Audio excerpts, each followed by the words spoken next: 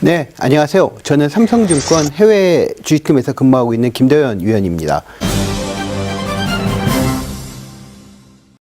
고객 여러분들께서도 ETF라는 단어는 좀 많이 들어보셨을 겁니다.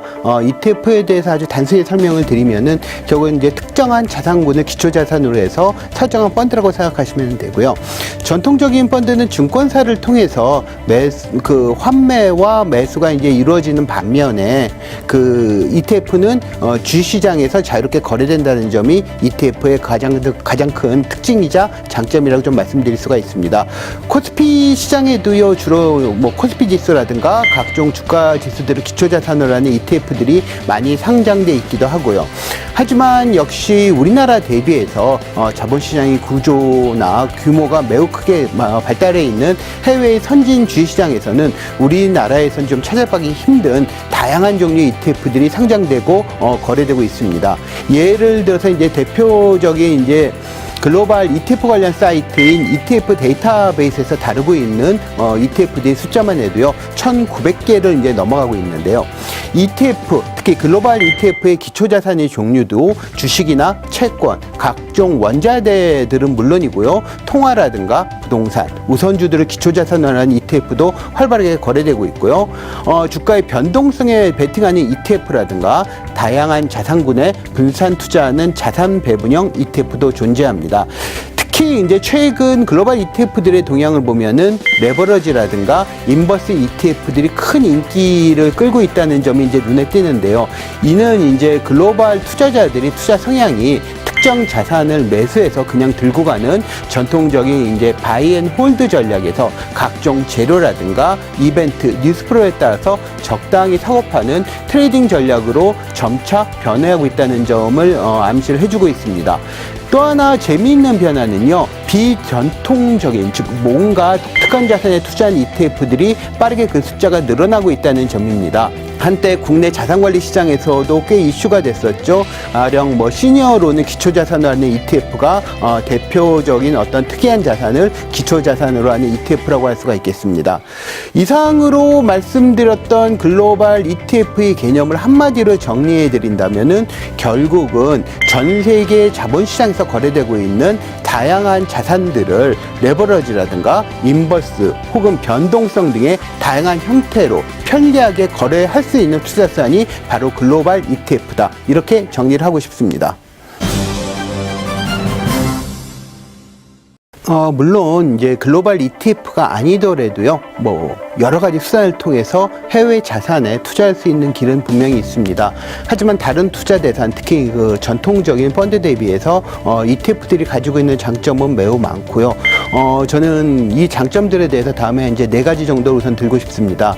가장 중요한 부분은 역시 운용 전략이 매우 단순하고요, 또 투명하고 운용사들도 역시 글로벌 대형 운용사들을 선택할 수 있다는 점입니다.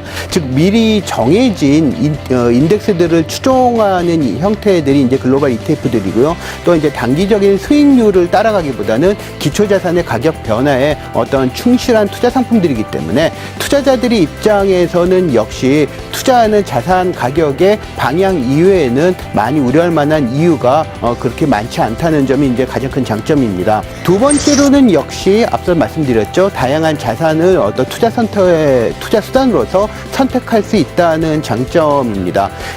예를 들어서 이제 최근에 많이 가격이 상승한 이제 귀금속의 예를 들면요, 글로벌 ETF를 사용한다 그러면 실물 금뿐만이 아니라 금을 직접 캐는 광산업체라든가 혹은 금광을 탐사하는 이런 탐사업체까지 투자가 가능해지는 상품이 바로 글로벌 ETF입니다.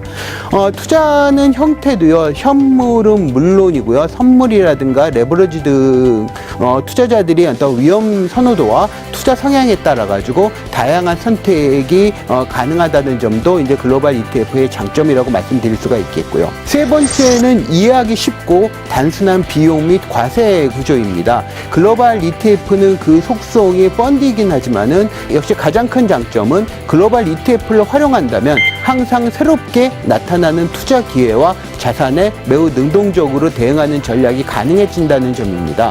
즉 과거에는 없었던 새로운 투자 기회를 좀 발빠르게 활용을 하고 이를 통해서 좀 수익을 추구할 수 있다는 점이 글로벌 ETF가 가진 또 아주 매우 중요한 그 매력이 아닐까 생각을 해봅니다. 예, 이제 글로벌 ETF들은 분명히 잘 알고 잘 활용하신다면은 매우 앞서 말씀드렸던 대로 매우 강력하고 유효한 투자 수단이라고 말씀드릴 수가 있겠는데, 특히 이제 글로벌 ETF 투자 시에는 반드시 다음에 한 6가지 정도는 좀 생각을 하셔야 될 겁니다.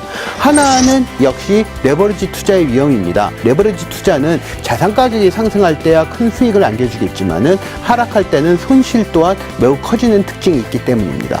두 번째는 ETF에 따라 가지고는 보유 비용이 존재한다는 점입니다. 특히 원자재나 환율 등에 투자한 ETF들은요, 주로 선물을 투자하기 때문에 이 선물을 롤오버하는 과정에서 추가적인 비용이 발생할 수가 있습니다. 따라서 ETF에 투자하신다면 반드시 어떤 자산에 어떤 식으로 투자하는가의 부분에 대해서는 반드시 확인하는 절차가 필요하다고 말씀을 드리겠고요. 세 번째는 그 ETF도 있지만은 ETN이라는 투자 상품이 존재한다는 점이고요.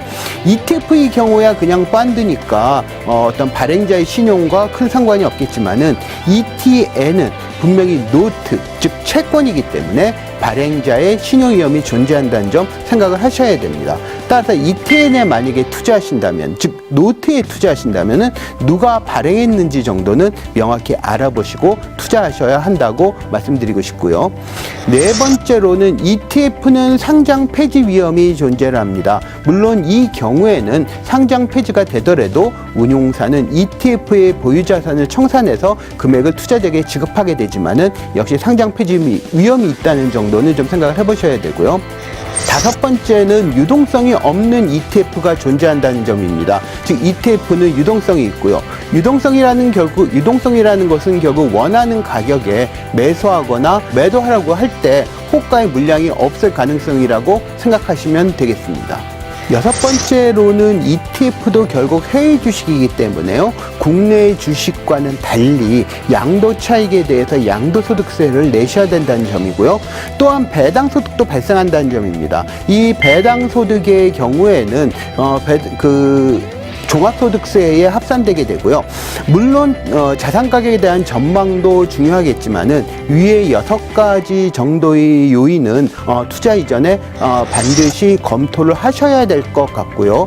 이 부분에 대해서는 될 수 있는 대로 혼자 판단하시기보다는 삼성증권의 PB 등 해외 상품과 해외 투자에 대한 전문가와 먼저 상담해 보심이 좋은 방법이 아닐까 말씀드리고 싶습니다. 네, 이상으로 오늘은 글로벌 ETF에 대해서 설명을 드렸습니다. 저는 삼성증권 해외 주식팀의 김도현 위원이었습니다. 감사합니다.